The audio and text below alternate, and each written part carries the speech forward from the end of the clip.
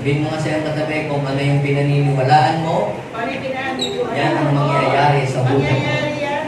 Okay. Yung mga dakilang bagay na nangyayari sa buhay ng mga tao, yan ay pinaniwalaan nila na ito ay mangyayari sa buhay nila. Tayo din po, mga kapatid, na nandito ngayon, ano man ang dinidesire natin sa ating buhay, kinakailangan natin itong paniwalaan para po ito ay mangyari. Dapat ay may mangyari. Sabihin po natin, dapat ay may mangyari. Ng mga dakilang bagay sa taong ito sa buhay mo. Dahil marami pong mga tao nabubuhay dito sa mundo, lumilipas ang taon, lumilipas ang araw, na walang nangyari sa kanilang buhay. Dumadaan ang maghapon, walang kapahayagan na natanggap buhat sa Diyos. Lumilipas ang buwan na parang walang nag-improve sa kanilang buhay. Lumilipas ang taon na parang ganun pa rin sila. Kaya pag kinumusta mo, kamusta ka na? Eto, kagaya rin pa rin dati.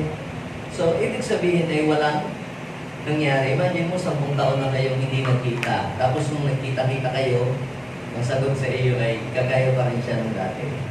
Pero gusto kong sabihin sa inyong lahat, kapag tayo po, mga kapatid, ay kumunik sa Diyos, sumunod sa Diyos, ginawa ang kalooban ng Diyos, your life will never be the same again. Yes. Amen. Buhay mo, hindi na magiging katulad ng dati.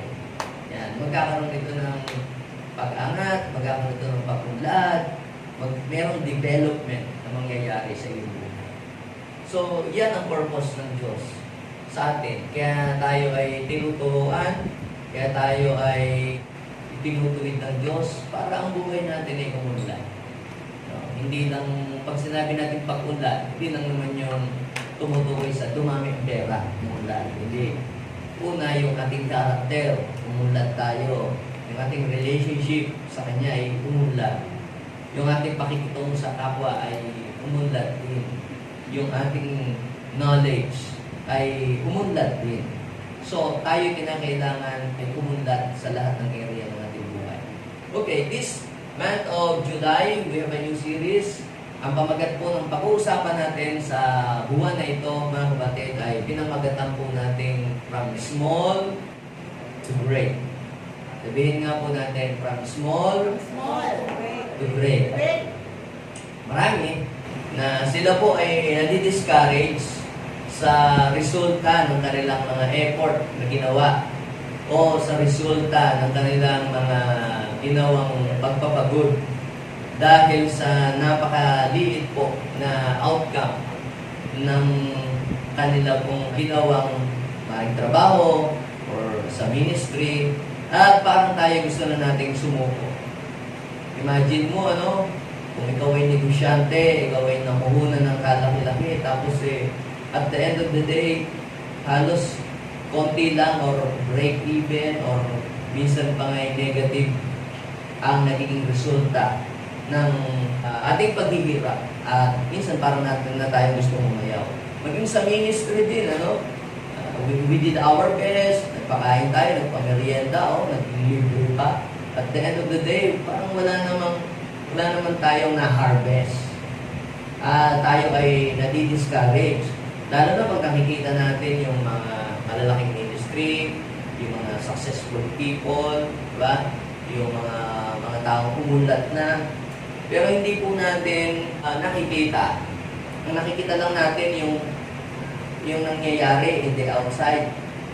Pero hindi natin nakita ano ba yung mga nangyayari na bagay na hindi natin nakikita. Lahat ng mga malalaking negosyo, mga malalaking ministry, lahat ng mga successful people, mga great people na hinahanga natin sa panahon ito, nakikita natin na sila very successful. Those people or those things ay lahat yan ay nagsimula lang sa maliit. Kaya sabihin mo sa iyong katabi, may pag-asa ka pa. When we say great, pag sinabi po kasi natin great, it talks about large number or big in size. Great things or great success comes from the small things. Lahat yan ay galing sa maliit, galing sa kaunti. At yan ang pag-uusapan natin mga kapatid, how God can make the small things become great.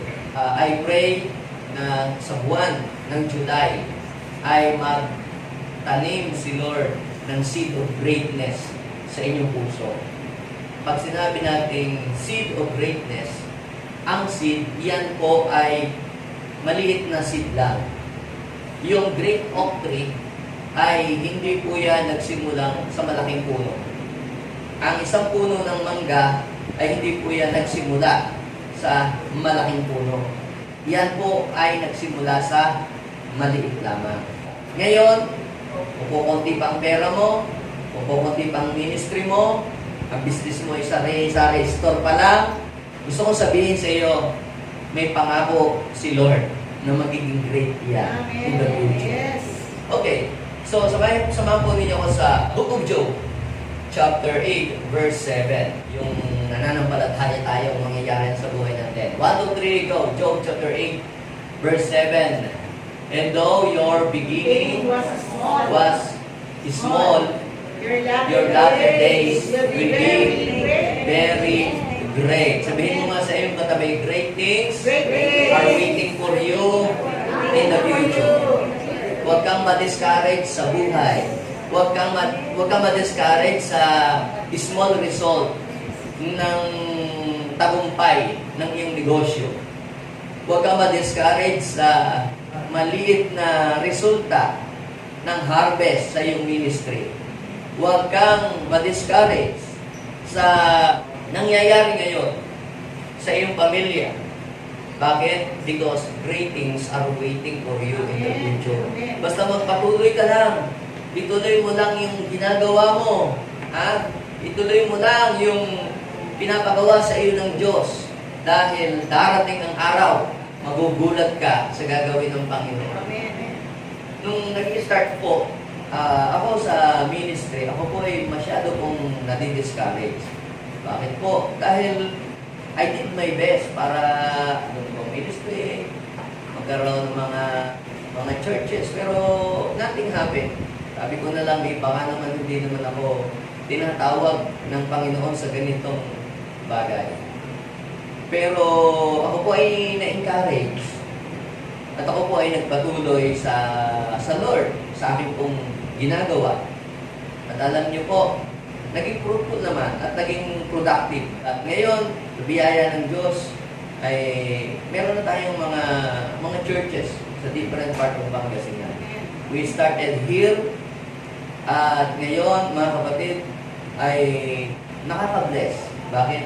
Dahil sabi ko po, kung ako pala, nung nagsisimula pa lang, ay sumuko na agad, ay na-miss ko ang mga bagay na nararanasan ko ngayon. Kaya huwag kang ma-discourage kung napakaliit ng outcome ng naging resulta ng iyong negosyo o ng iyong pagmi-ministry o ng ginagawa mo sa trabaho. Darating ang araw, iyan ay papalakihin ng Diyos. Basta ikaw ay maging faithful lamang. Amen? Amen. Now, how God can turn the small things into great? Paano papalakihin ng Diyos yung konti? Kasi pag sinabi natin small, hindi lang ito tumutukoy sa size. Ito ay nagre-represent din sa ating capacity to do something. Ito din ay nagre-represent sa ating yung weakness. Ito din ay nagre-represent sa tayo ay mahina. Yan. Pero, bakit ang Diyos? Pag nagsisimula siya sa atin, laging sa maliit siya nagsisimula. Bakit hindi agad lakihan ng Diyos? Si Lord, magsisimula din lang sa buhay ko. Di ba nilakihan agad ng Panginoon? Si Lord, ako pala, tinawag ng Diyos na ako ay maging pastor. Bakit hindi agad ako sa simula ay bigyan agad ng Panginoon ng mga 10,000 members agad? Ang tanong, kung ikaw ay nagsisimula pa lamang, ay kaya mo ba agad magsimula sa 10,000? If you do not know how to pastor 3 people, you will never know how to pastor to the 10,000 people. Are you with me? If you do not know how to manage sari-sari store, you will never know how to manage department store. Dahil si Henry C., bago siya nagkaroon ng mga malls, siya po ay nagsimula saan? Sari-sari store. At siya pa ngay nagtitingi-tingi ng mga mantika, ng tawas, ng asin, ng kung ano-ano ba. Hanggang sa ito ay natutunan niya, hanggang sa ito ay unti-unti niyang napakalaki. Ang nakikita natin ngayon sa mga taong matatagumpay, masasagana ang buhay, mga ministering mga malalaki na, ay finished product na. Hindi natin nakita yung mga learnings, yung process. Hindi natin nakikita yung mga pain na kanila pong pinagdaanan.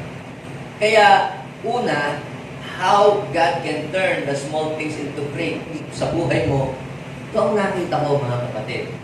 You must value the small beginnings. Sabihin mo sa iyong katabi, value the small beginnings. Bakit laging pag si Lord ay nagsisimula siya sa maliliit?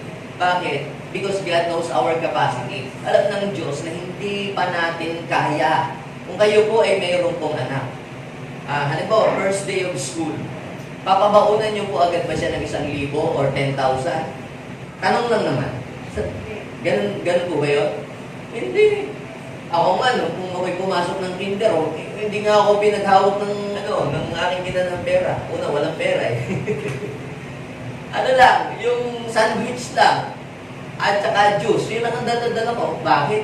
Dahil una, hindi pa ako marunong bumili. Ba't ako bibigyan ng pera ay hindi ko pa alam bumili sa tindahan. Are you getting what I'm saying? So, ibig sabihin, for your benefit, for your own good.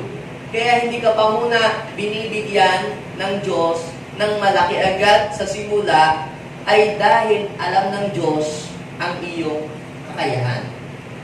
Pero yung pong small beginnings, mga kapatid, napansin ko, ito yung simula kung saan naglelay ang Diyos ng foundation sa iyong buhay.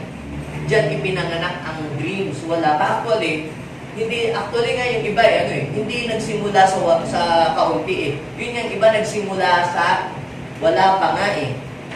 Even nga ang mundong ito, saan ba ito sinimula ng Panginoon? Simula po itong mundong ito sa wala na nagkameron from nothing to something. Kaya blessed ka nga dahil nagsimula ka kahit paano meron na eh. Yung iba kasi nagsimula talagang as in talagang zero talaga. Pero God perform a miracle sa kanilang buhay from nothing to something. Kaya huwag kang ma-discourage. Kung kakaunti pa lamang ang pera mo ngayon, kung kakaunti pa lamang ang negosyo mo ngayon, rejoice in the Lord. Bakit? Kasi tayo po ay nasa stage of learning. Kapag tayo po ay binigyan ng Diyos ng maliit. Kapag ka po ba kayo ay mag-aaral ng pagdadrive, kayo po ba ay bus agad ang inyong idadrive na pagpapraktisan? Hindi. Ako nga po sa bisikleta muna nag-aral ng pagdadrive eh. Yung iba nga mga bata yung doon sa scooter muna. Ang anong natututunan doon? Yung paano mo i-balance. Paano ka mag-balance?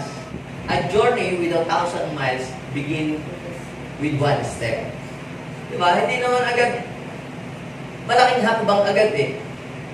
Kapag ka tayo ay nagsimula agad sa malaki, sa simula, you will miss learnings. Mamimiss mo yung learning process. Bakit? Kasi ito ang dapat nating maintindihan. There is no shortcut into success.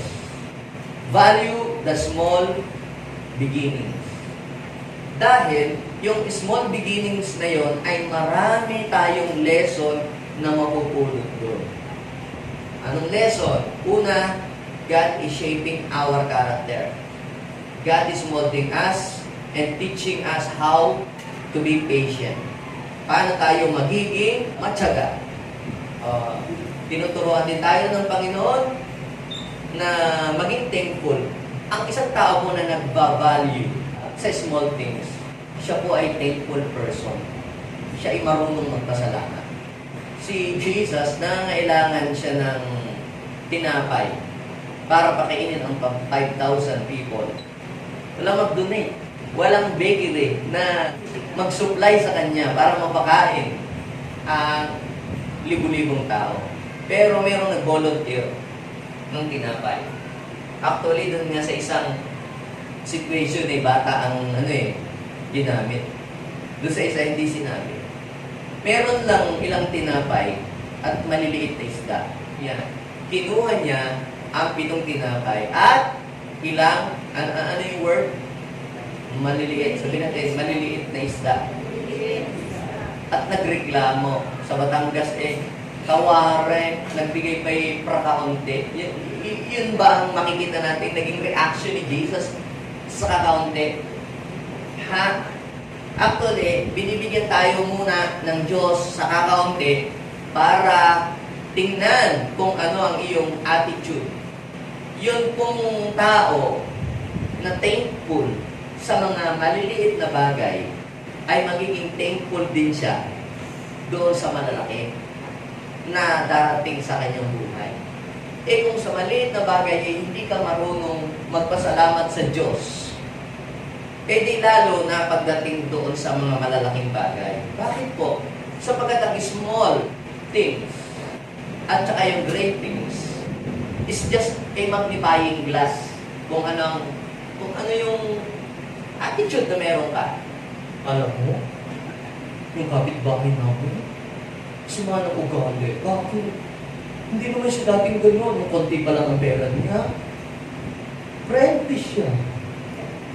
Nung lumaki na ang pera niya, madamot na siya lahat. Gano'n. Actually, totoo talagang madamot yun. Hindi mo lang talaga napapansin. Kasi nga, konti pa, hindi mo napapansin. Pero, bakit gano'n siya? Kasi, na-magnify parang magnifying glass kung ano yung meron ka. Na malaki niya yun. Yun na talaga yun. Na-magnify lamang dahil kasi meron na siyang malaki. Una, ano dapat natin gawin? We must value the small beginnings. Ang tao kung binavalue niya yung small beginnings, siya po ay thankful sa kung ano yung meron siya ngayon. Sabihin mo sa iyong katabi, ano mang meron ka ngayon? You must be thankful. Bakit? Ano ba ang nangyari? Right after na si Jesus ay magpasalamat sa kakaunting tinapay at sa maliliit na isda, sabi. Hindi ko alam kung kasing laki lang talaga siya ng dilis. And right after that, ano ang kasunod? Those little fish and those few breads. Anong nangyari? Nag-multiply at dumami ng dumami. Kaya kung ano ang meron ka ngayon, kakaunting pera, maliit na negosyo, maliit na ministry, maliit na church, Lord, salamat. Salamat po, Panginoon. Dahil ako'y naniniwala na ito'y simula pa lamang. Ito ay kayang-kaya mong palakihin at padamihin. Hindi nagre-reklamo ka, Lord, kung Diyos ka, bakit naman ganito? Sila, ang lalaki-laki ng binibigay mo, samantalang ako, konti lang. Hindi nga namin ito kayang pagkasyahin sa aming pamilya. Hindi mo ba alam na lahat sila ay nagsimula din sa katulad mo? At tinitingnan lang ng Lord ang attitude mo kung karapat-dapat kang bigyan talaga ng malaki. So, ang tinitingnan muna sa atin ng Diyos kung bakit tayo ay inuumpisahan ng Diyos sa maliit muna ay ano yung attitude mo. Ang hirap po, binigyan natin tayo ng Diyos ng malaki. Ano ang mangyayari? Masasayang lamang yung malaki na ibibigay sa atin ng Diyos. At saka una, hindi pa tayo talaga marunong. Ang isa pa na nagbabalue ng small beginnings, ng small things, ay tinetreasure niya sa kanyang puso ang lahat ng mga learnings na yon. Ako po, ang dami ko pong natutunan nung ako ay nag-i-start pa lamang sa ministry. Natuto ako mag-pray, natuto ako mag-devotion, manalig sa Diyos. Dami ko pong natutunan. Natutuhan kong tumugtog, natutuhan ko pong maglinis. Dahil walang umasa, wala pong maglilinis Wala pang magtutugtog. Sino?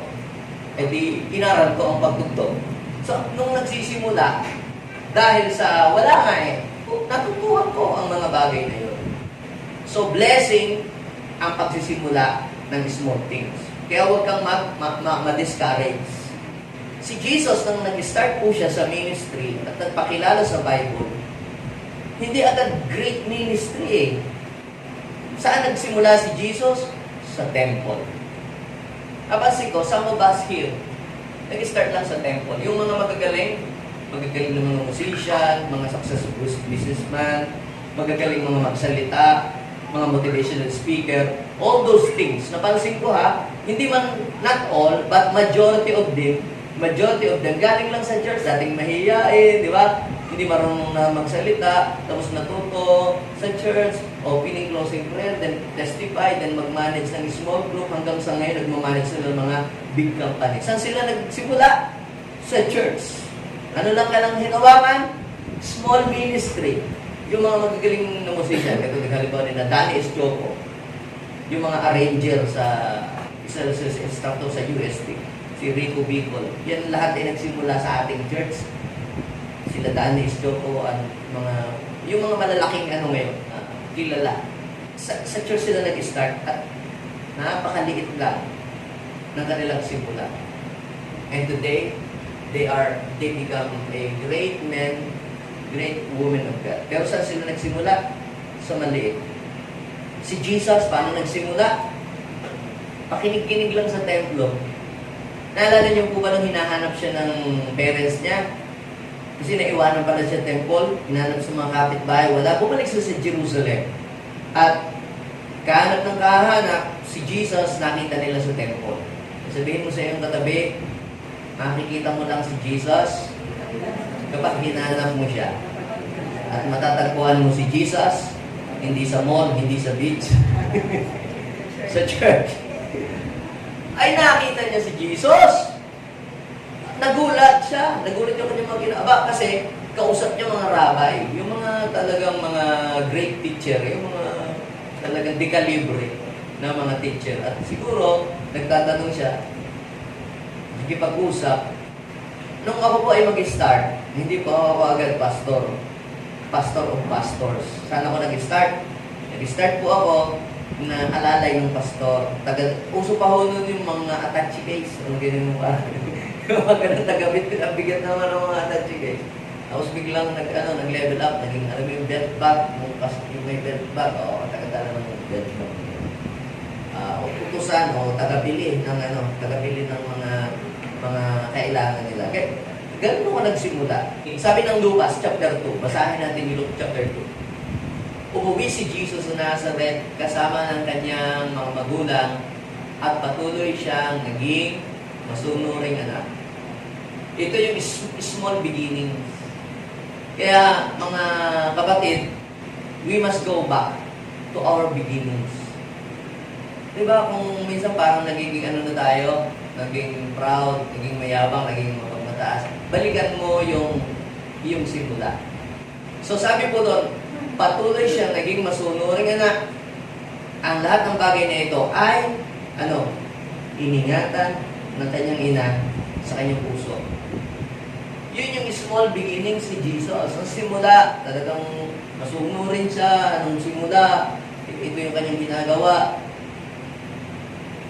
At hindi natin dapat kalimutan kung paano tayo nagsimula. Why? Yung ating mga learnings, yung ating mga experiences, yung mga lesson na ating natutuhan, kung paano tayo kinausap ni Lord, ano yung message na nag-stretch sa heart natin, paano tayo tinawag ni Lord, yun ang ating small beginnings. Kaya pag nakalimutan mo yun, may kasabihan nga, ang hindi lumingon sa pinanggalingan ay hindi may stiff neck. Hindi marunong lumingon sa pinanggalingan ay kasabihan ng Pilipino. Mukhang tama nga talaga, Kasi, bakit po? Blessing sa atin para tayo ay manatiling humble. Yung babalik ka lagi kung paano ka nagsimula. Kapag ka po lagi nagka-camp, yung leadership camp training, so sa last part ng message, laging ini-encourage ni Bishop yung mga tao, lagi niyang sinasabi kung paano siya nagsimula. sa ministry. Kita nyo, kapag kami mga tao, ang laging ay kinukwento ay yung kanilang mga malalaking transaksyon, malalaking negosyo, malalaking mga lupain, malalaking mga bahay, mga pinupuntahang lugar. Anong dating sa'yo? Di ba parang ang yabang? Ano? Parang ang yabang ng dating. Pero kapag ikaw naman ay minakausap na tao na ang laging sinasabi, alam mo, bago kami nagsimula, ganito kami dati. No? Naglalakad lang kami dati, wala kami sasakyan, di ba? Pupunta kami sa church. Nakikisakay lang yung gano'n. And here we are now. Here we are today. Alam niyo po, mga kapatid, ito ay nagiging pagpapala doon sa mga taong nagsisimula pa lamang kay Lord. Nagsisimula pa lamang. Kahit sa inyong pong mga anak, ha? Ano ang lagi niyo pong sinasabi sa inyong mga anak?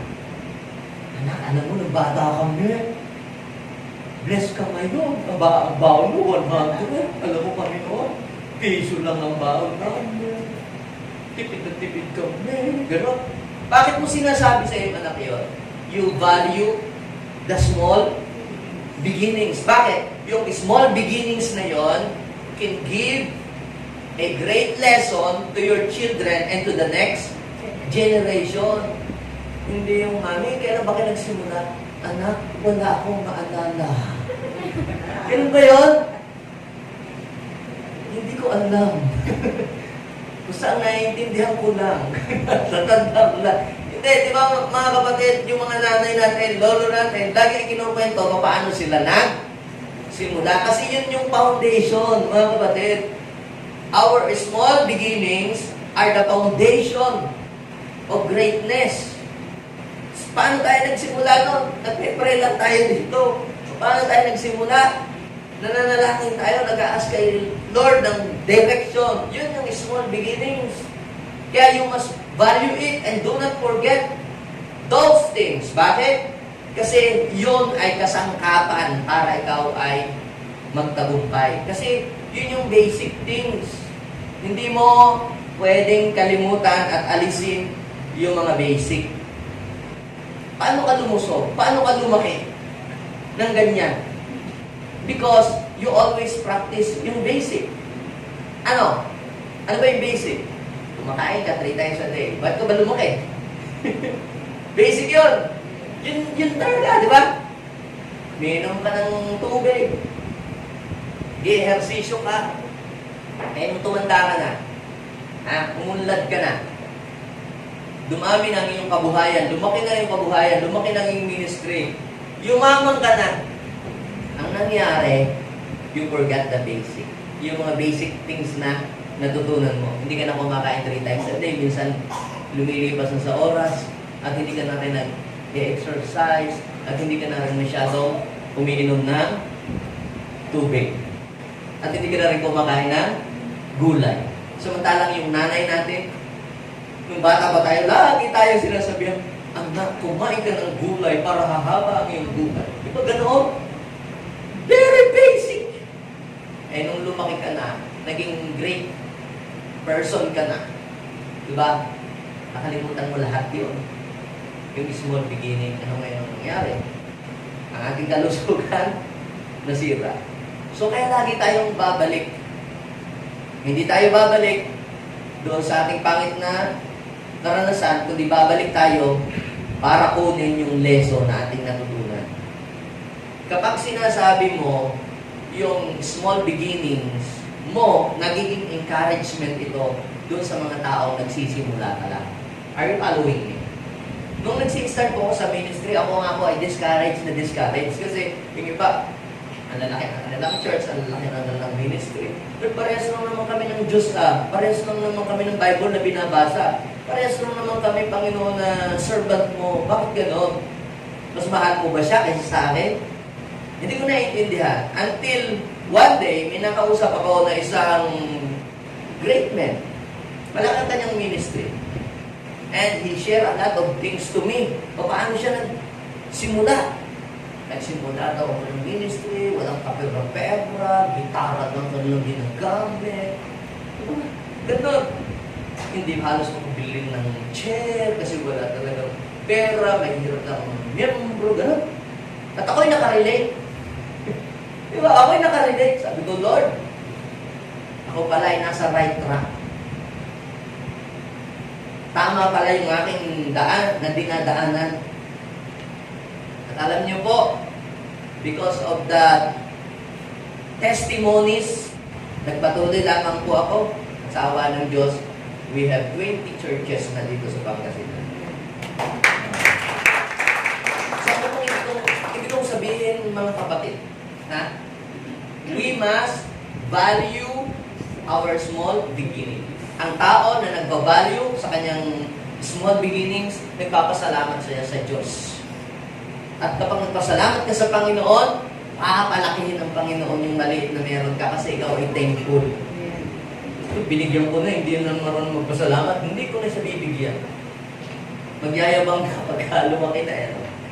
At yung mga lesson na kanyang natutunan nung siya'y maliit pa lamang, iti-treasure niya ito sa kanyang puso.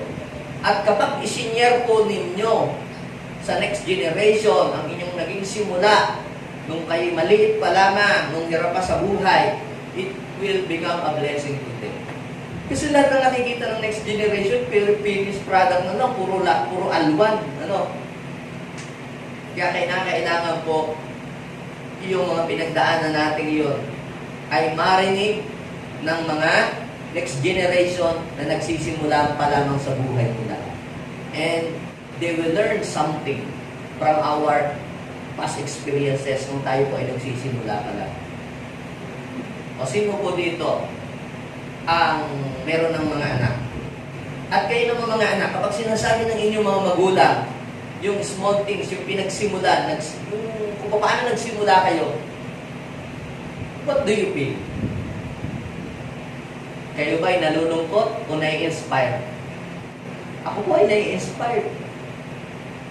Kapag kayong aking pastor, ay kinukwento niya yung kung paano siya nagsimula. Kapag kami mga leaders, minsan pagka nagpe-fellowship, nagkukwentuhan, ang lagi namin pinag-uusapan, paano kami nagsimula. Bakit? Sapagkat yun ang magiging measurement ng lugar, ng antas ng iyong narating kung alam mo kung saan ka nagsimula. Are you following me? Masusukat mo kung alam, paano kung hindi mo alam ka nagsimula? Kaya mo bang sukatin ang distance nito at saka distance noon na magsisimula ka sa gitna? Hindi mo makukuha yung buong sukat ng hall na ito. Dapat sisimulan mo doon, papunta doon. Hindi mo rin masusukat kung gaano kalaki ang ginawa ng Diyos na nakabutihan sa iyong buhay kung hindi mo alam kung saan ka nagsimula. Kaya sabihin ko sa iyong katabi, value the small beginnings. Dapat alam mo kung saan ka at papaano ka nagsimula. Lahat po ng mga dakilang tagumpay, great things, great success, nag-uumpisa yan sa small things. Pangalawa, do not underestimate the small things. Value the small beginnings and do not underestimate the small things. Even person, the small person. Sino dito ang yung nasubukan nyo na kayo ay ma-underestimate ng tao? Ano ba ang underestimate? Minaliit ka dahil sa iyong kakayahan, minaliit ka dahil sa iyong antas ng pamumuhay, o minaliit ka dahil sa iyong tinapos. Minaliit ka ng mga nakatapos, o minaliit ka ng mga sabihin natin taong may kakayahan kasi ikaw naman kasi wala kakayahan. Bakit hindi natin dapat i-underestimate yung mga tao na katabi natin o mga tao kasama natin sa church? O yung mga tao na maliliit at mahirap ang buhay nila ngayon? Bakit? Tanungin niyo po ko, why? Because, number one, God can turn small things into great. Kayang gawin ng Diyos na ang maliit ay palakihin niya. Kahit nga sa isang iglap, kaya ng Diyos na gawin yun overnight. Kayang gawin yun ng Diyos. Kaya hindi mo dapat i-underestimate yun. Kaya lagi kong declaration, Lord, yung pinakamahirap dito sa church namin, yun ay mga maging blessed na kanabuhay.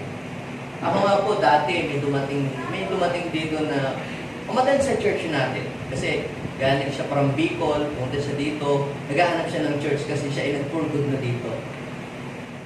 Pero inaccept ko siya kung sino siya.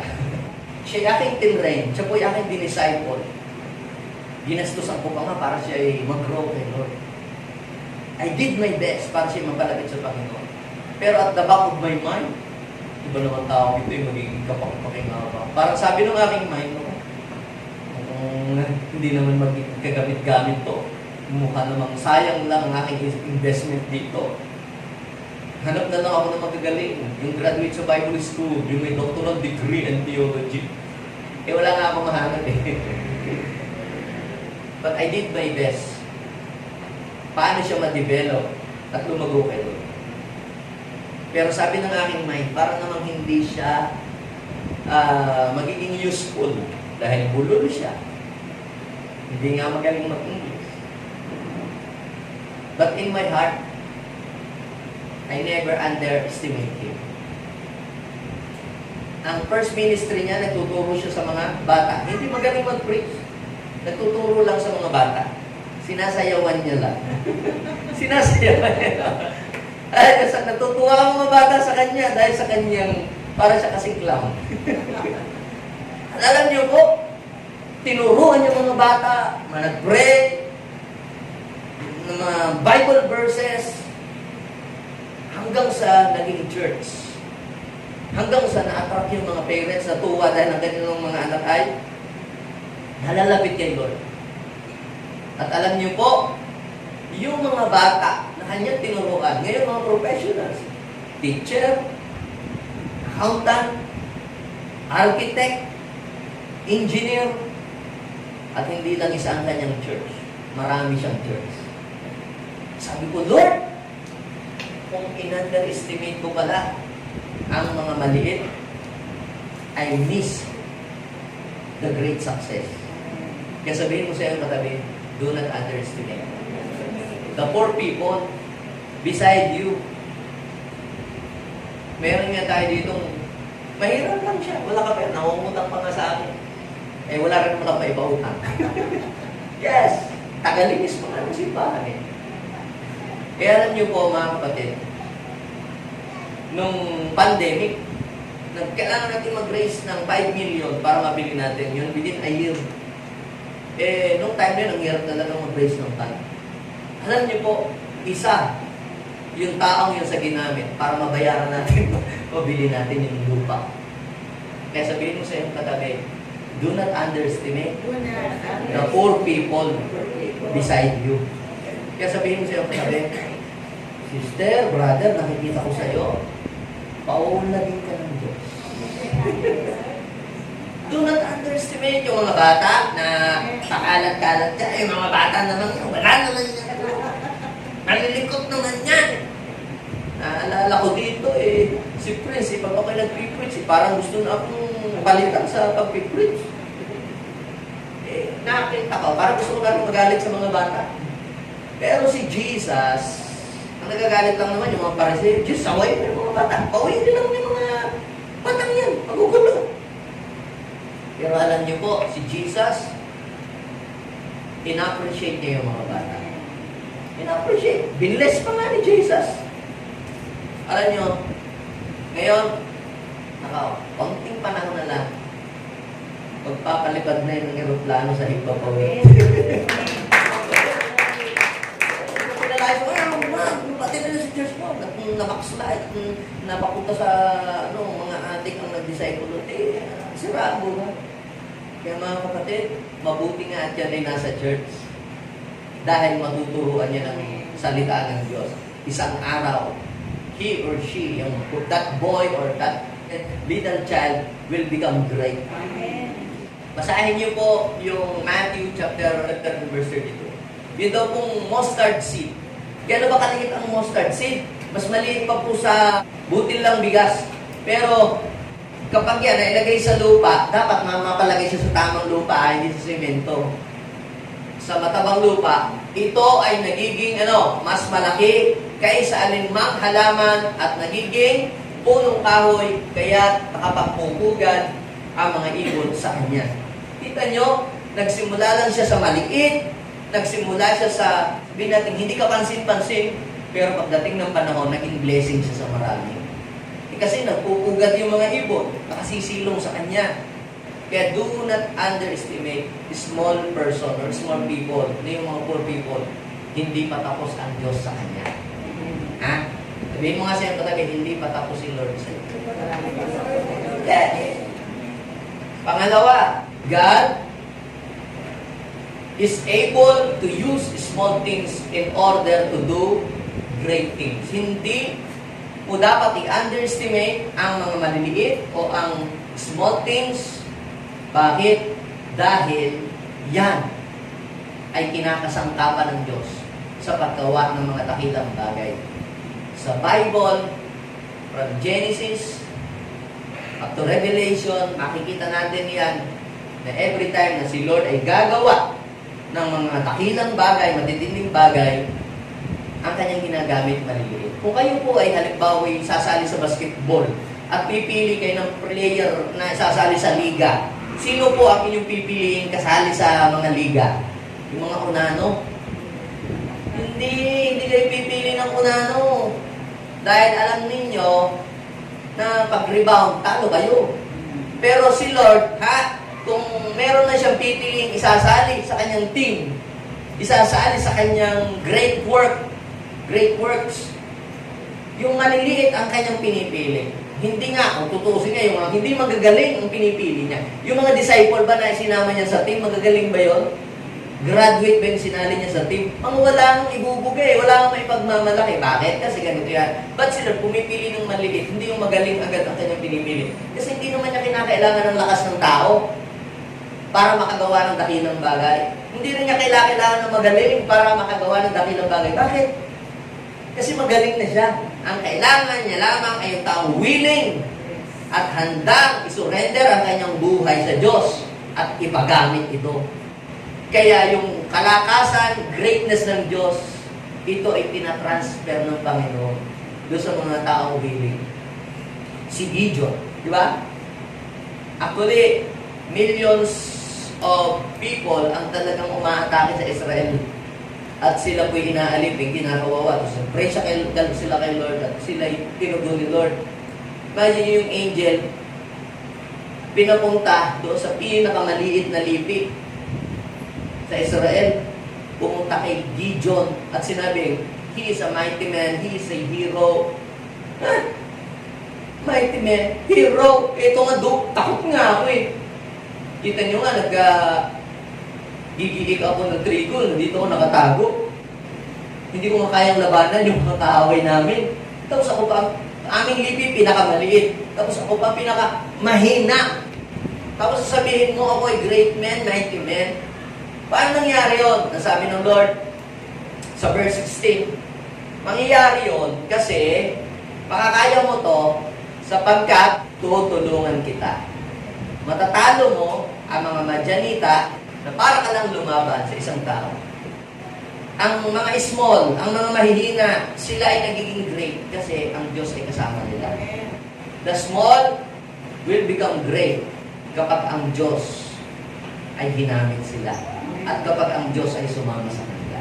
So, ang pangatlo, na dahilan, reason why we should not underestimate the small or the small things, because God can make a small things, a small person, to become a blessing to many.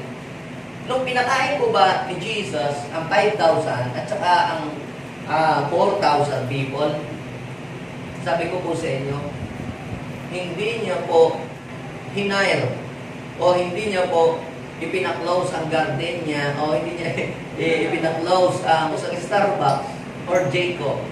Naalala ko yung si Jollibee noon, order kami, hindi daw maka-order kasi meron daw order ng malaking volume ng order at hindi nila kayang yun, kaya nag-concentrate lang sila doon. So, anong ibig kong sabihin? Maliit lang eh. Yung bata lang, basahin nyo po yung John, chapter 6. So, tayo po na ipapakain. Yan, sabi ni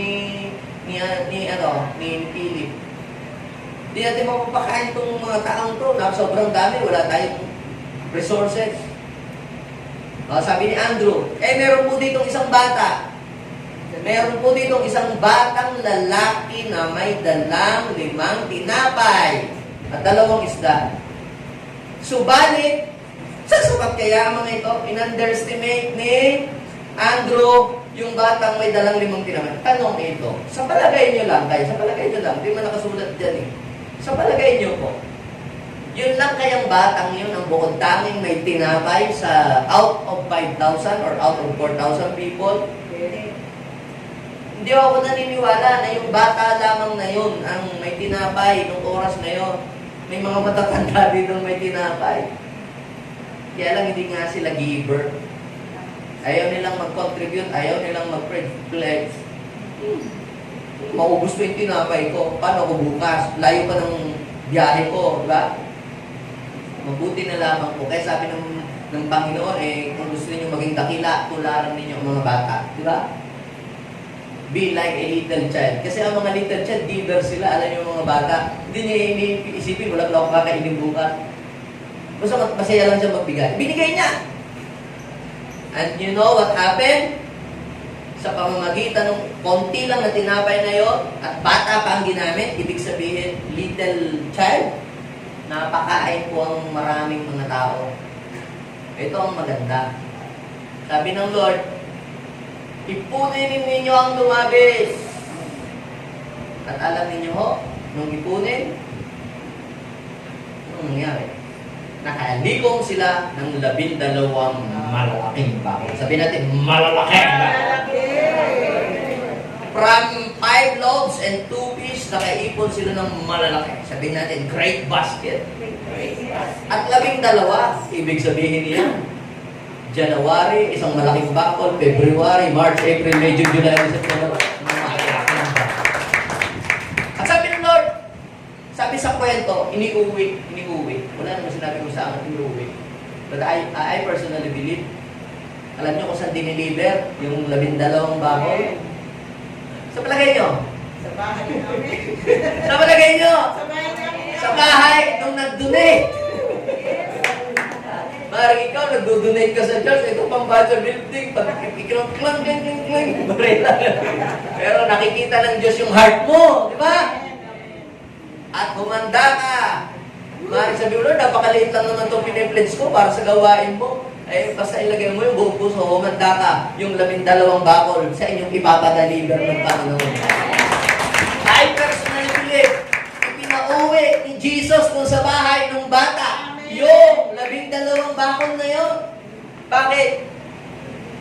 Siya ang nagbigay, diba sabi, give and you will receive.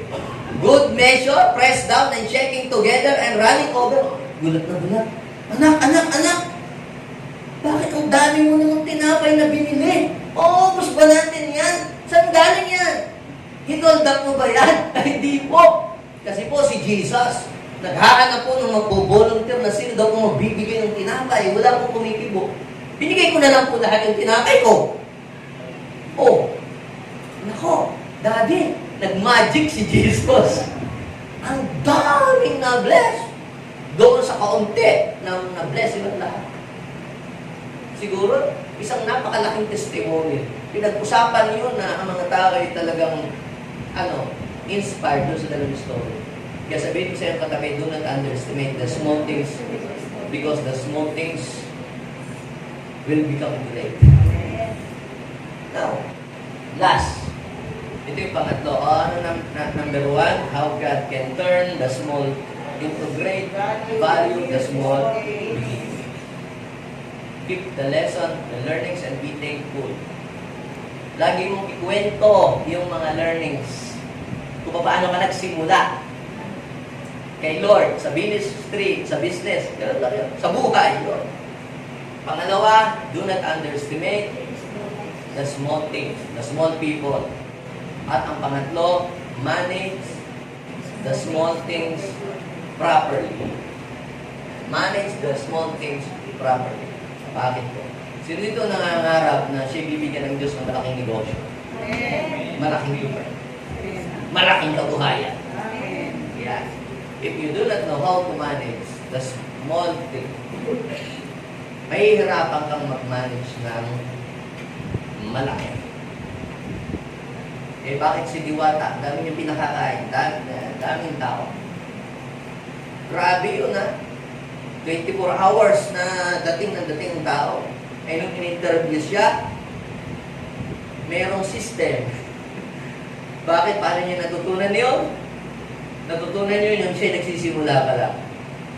Minanage niya yung maliit dahil he learned, magiging sinatuloy na, he learned how to manage the small. Kaya naman, nung siya bigyan ng Diyos ng malaki, ay kaya na rin niya itong i-manage. Bakit? Kasi po, bago ka bigyan ng Diyos ng malaki at dakilang bagay, ititest ka muna ng Diyos sa maliit. Titingnan ng Diyos ang iyong attitude kung karapat-dapat kang pagkatiwalaan ng malaki. Let us read the verse. Sa Bible, may story yan, di ba? Tinawag ng Panginoon ng kanyang servant na 3, binigyan ng 5, binigyan ng 2 na talent, at binigyan ng 1 talent. Yung nasa Matthew chapter 25 yun na story. Pansinin niyo, yung 5, yung 2 talent at 5 talent, maliit lang naman yun, di ba? Compare sa merong mga multiple talents at merong mga 5,000 talent. Maliit lang kung tutuusin, yung 5, yung 2, at saka yung 1. Maliit lang yun. Pero anong ginawa nung binigyan ng 5? Minultiply niya. Naging doble. Kaya tawag ko doon ay the excellent servant. Yung mga excellent servant, they know how to multiply what they have.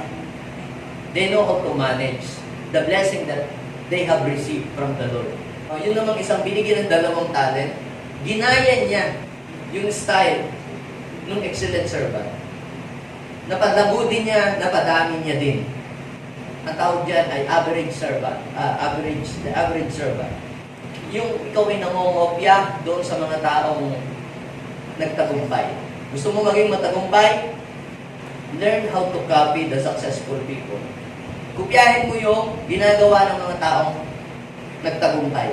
Gawin mo ang ginagawa ng mga taong nagtagumpay na sa buhay, at yung kanilang tagumpay ay mararanasan mo din sa buhay. Now, ang nakakalungkot, itong isa, binigyan na nga ng isa na nga lang. Kasi ba sabi, binigyan ng Diyos ang bawat isa ng kanya-kanyang talento ayon sa kanyang kakayahan.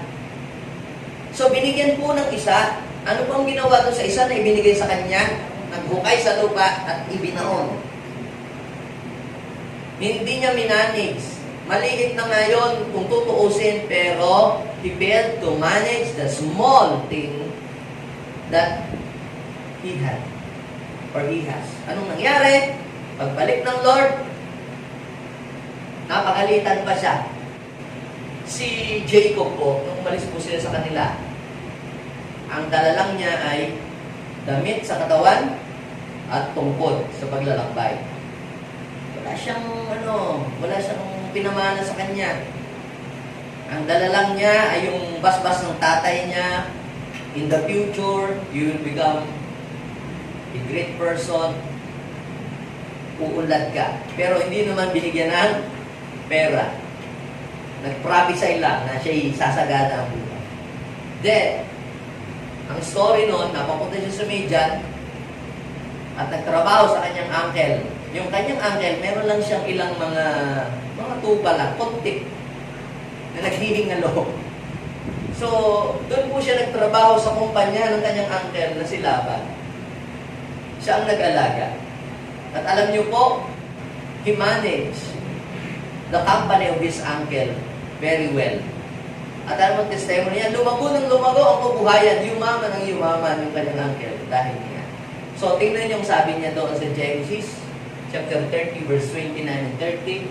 And then, sumagot si Jacob, alam naman ninyo kung paano ako naglingkod sa inyo at kung paano dumami ang kawan sa aking pangangasiwa.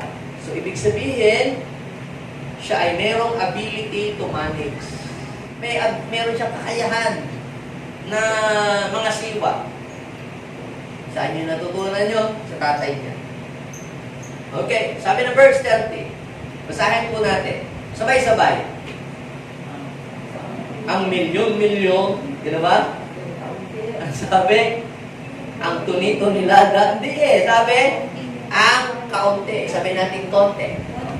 Ang kunti ninyong kabuhayan bago ako dumating sa inyo ay maunlad na ngayon sapagkat pinagpala kayo ni Yahweh dahil sa akin.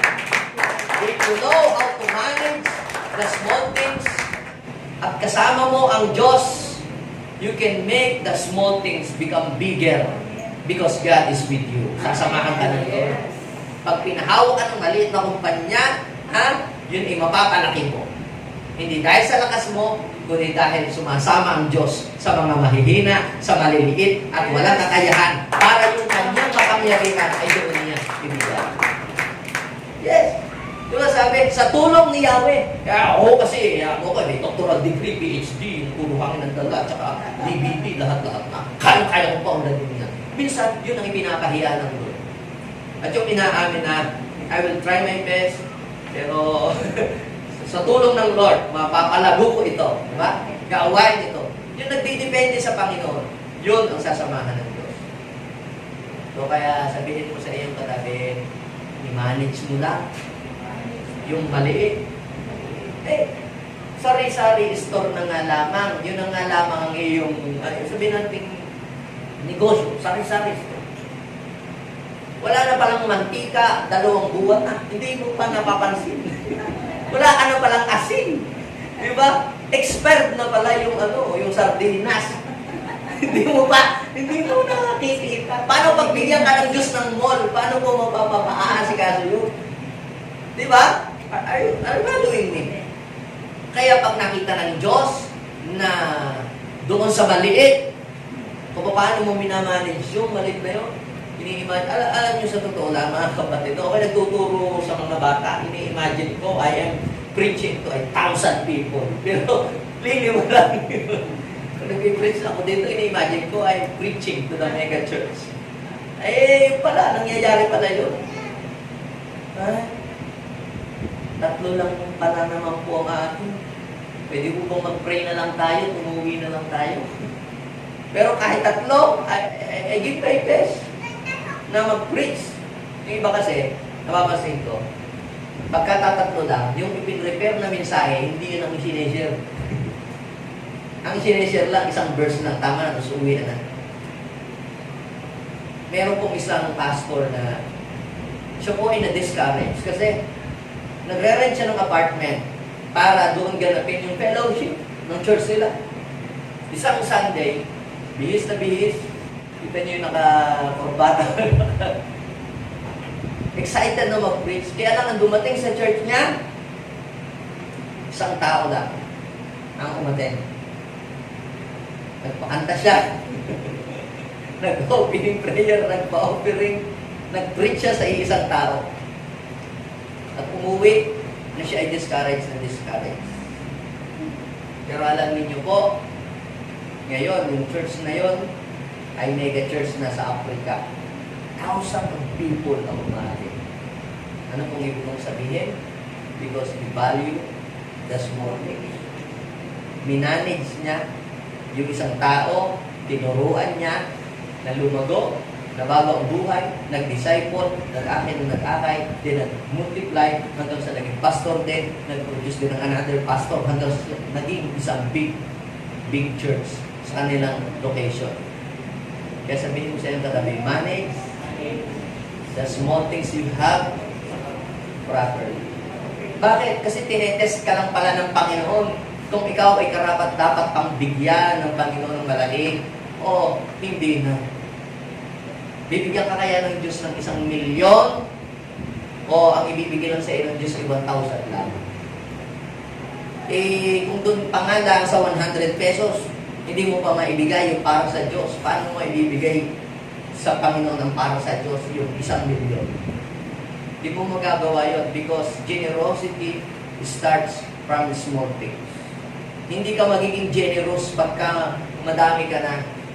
Bakit? Sapagkat ang generosity ito ay nagsisimula sa small things. Yung generous ka sa small things, kahit wala ka, ikaw ay giver ka rin pag ikaw ay pinasagana ng Diyos. Now, sa Bible, basahin po natin yung Luke chapter 16 verse 10. Ang taong mapagkatiwalaan sa maliit na bagay. Ano ba yung bagay na yun? Maliit na sasakyan, maliit na lupa, o maliit na bahay, maliit na pera. Ano yung maliit na iyon? Maliit na church, maliit na ministry, maliit na kumpanya, maliit na negosyo. Ano bang bagay na maliit yun? Bahala ka na. So, sabi po doon, ang taong mapagkatiwalaan sa maliit na bagay ay mapagkakatiwalaan din sa malaking bagay. At ang taong mandaraya sa maliit na bagay ay magiging mandaraya rin sa malaking bagay. You know, church, yung small things and big things, yung big things kasi is just like a magnifying glass. Minamagnify lang niya kung ano ka sa maliit. Kaya sabi po doon sa verse 11, pag dinala-diretso niyo yan, kung hindi kayo mapagkatiwalaan ang hindi sa inyo, sino magtitiwala ng talagang para sa inyo? Church, huwag kang mag-alala. Meron talagang inihanda ang Diyos para sa iyo. Learn to manage the small things properly. At darating ang araw, ipagkakatiwala ng Diyos sa iyo yung talagang para sa iyo. Amen? So, before I end, si John Beloved, siya po ay nakakita ng vision. May mensahe siya doon sa church sa Philadelphia Church. Yung Philadelphia Church po doon, ay ang pastor po doon ay sabihin natin hindi magaling. Kunti lang ang kanyang alam. Pero kinausap siya ng Diyos. Sabi niya, I know your labor. Alam kong ikay mahina. Sabi ng Revelation. Alam kong mahina ka. Alam kong kukunti ang kakayahan mo. Maliit lang ang alam mo. Yun. Pero, anong sabi? Kahit kakaunti ang iyong kakayahan, sinunod mo ang mga turo ko at naging tapat ka sa akin. So, maging obedient ka lang kay Lord. Kung meron kang kakaunti ngayon, maging obedient ka lang kay Lord. Kung meron kang kakaunti ngayon, maging faithful ka lang kay Lord. Bakit? Dahil darating ang araw, magbubukas ang Diyos ng malaking pintuan para sa iyo. The smaller things will become great. Amen? Are you ready to enter the season of great things? Learn to value the small things. Learn to value the small beginnings. Do not underestimate the small things. Manage the small properly. And in due time, great things will happen sa iyong buhay. Great things will come. Amen? Sabihin mo kasi yung katabi, kapatid, you are destined for greater things. So, are you excited? Handa na ba kayo? Come on, tayo po ay tumayo sa oras na ito. Tingnan mo ngayon ang iyong sarili. Tingnan mo ngayon ang iyong kalagayan. Huwag kang ma-discourage. Sa iyong maliit na income. Huwag kang ma-discourage sa iyong maliit na ministry. Huwag kang ma-discourage sa small success na natatanggap mo ngayon. All you have to do is to be faithful. All you have to do is to be thankful to God. In due time, the small things will become great. If you do not give up, yes, God will back you up. Thank you so much, Jesus. Sige, pasalamatan natin ang Panginoon sa kung ano yung meron tayo ngayon. Learn to be thankful. Lord, salamat po sa income na meron ako ngayon. Alam ko po ito ay sa iyo galing. Lord, you have the capacity to multiply what I have. You have the capacity, O God, to perform miracle and make it bigger. Lord God, nagpapasalamat ako. Lord, hindi ako naiingit sa ibang tao. Dahil kung sila ay kaya mong i-bless, kaya mong gawing great, Lord, gayon din ang kaya mong gawin sa akin. Dahil ang aking Diyos ay Diyos na makapangyarihan. Sige, kung hindi mo nagawa pang magpasalamat sa Diyos sa mga maliliit na bagay, maliliit na tagumpay, gawin mo yan ngayon. Yes. Magpasalamat ka sa maliliit. Nung si Jesus ay magpasalamat sa kaunting tinapay at ilang pirasong isda, you know what happened? Maraming na-bless. Yes. Kung ikaw ay mahina, walang kakayahan, do not underestimate yourself. Just put your trust in the Lord. And you can do great things even ikaw ay small person. Kunti ang kaalaman. Yes. Thank you, Lord. At tayo ngayon ay manalangin. Nabigyan tayo ng Diyos ng ability to manage. The blessing to manage what we have received from Him. Lord, give us the ability to manage properly the small things that you have given to us. Na wala pong masasayang. Ito man po ay pera, ito man po ay kabuhayan, ito man po ay ministry, Panginoon Lord. Ito man po ay negosyo, Panginoon. Give us the ability. Yes, ito man ay position. Give us the ability, Lord. Yes, yes, yes, yes. At ngayon, mag-declare ka. Mag-declare ka. Yung maliit na kabuhayan mo ngayon, God will turn the small things into big. Papalakihin ng Panginoon. Yes. Papalakihin ng Diyos ang inyong ministry. Papalakihin ng Diyos ang inyong negosyo. Papalakihin ng Diyos ang inyong kabuhayan. Papalakihin ng Diyos ang inyong mga ari-arian. Upang kayo ay magamit ng Diyos sa mas lalong malaking gawain. Yes, at ang buhay ninyo ay magiging pagpapala sa maraming mga tao. Ang Diyos ay mapaparangalan sa inyong buhay. Makikita ng mga tao kung gaano kalaki ang ginawa ng Diyos